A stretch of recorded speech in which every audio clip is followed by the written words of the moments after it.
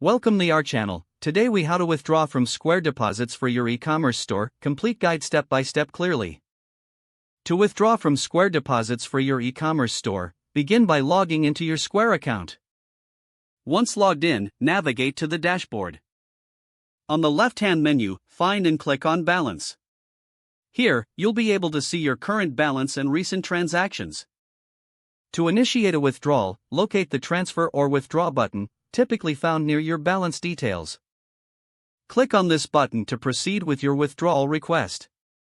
You will then be prompted to choose the amount you wish to withdraw.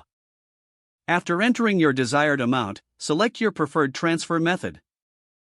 Square offers options such as standard bank transfers or instant transfers, depending on your needs. If you select standard transfers, be aware that it may take a few business days to process. For instant transfers, ensure you have linked a debit card that can receive funds immediately. Next, review the transfer details to make sure everything is correct. Once confirmed, click on Confirm Transfer.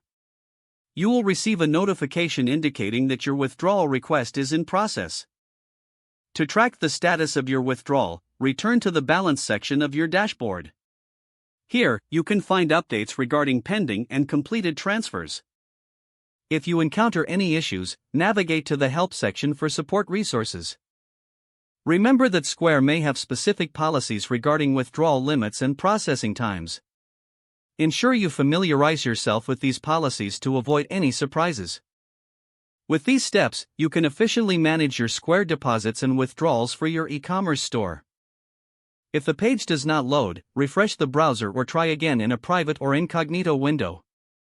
Make sure you are using the correct email address, then retype it carefully to avoid small typos.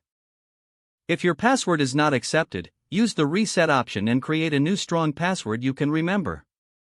Check your spam folder for verification or security emails, then complete any requested confirmation steps. Enable two-factor authentication if available to improve account security and reduce unauthorized access risk.